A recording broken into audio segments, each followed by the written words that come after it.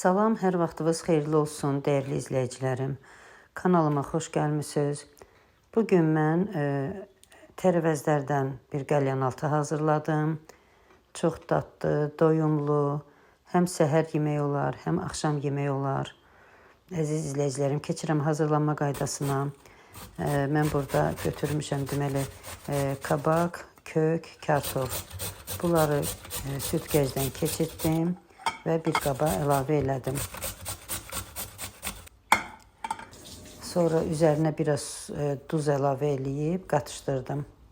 Duzu ona görə əlavə elədim ki, nə artıq suyu varsa çıxsın. Deməli, bunları suyunu sıxdım, başqa bir qaba əlavə elədim.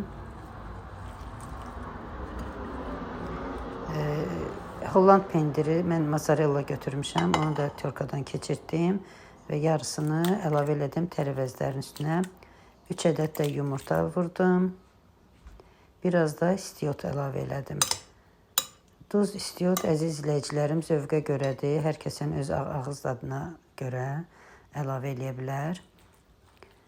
Deməli, ərzaqları yaxşı-yaxşı qatışdırdım.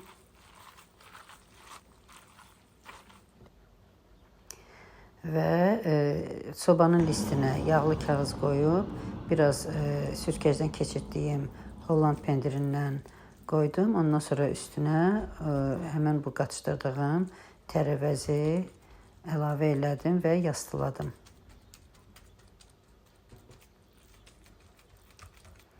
Biraz burada yeri dar oldu, amma eybi yoxdur, bunları ayıraram bıçaqla.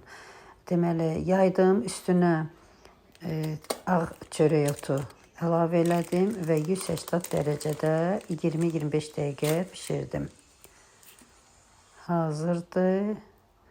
İndi isə deməli içini ürəyiniz istəyən ərzaqlarla, yəni yığa bilərsiniz. Mən əvvəlcə labna pendiri çəkdim. Siz smetan, mayonez və yaxud da tvaroq, ürəyiniz nə istəsə çəkə bilərsiniz.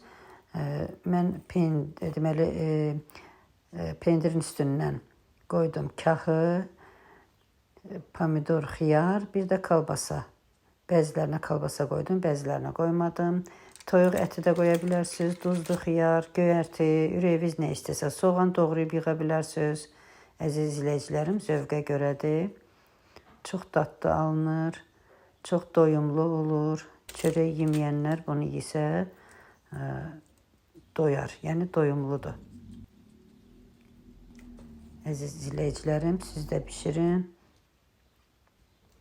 Allah hamının evinə bol ruzu bərəkət versin inşallah. Güman edirəm ki, bəyənərsiniz.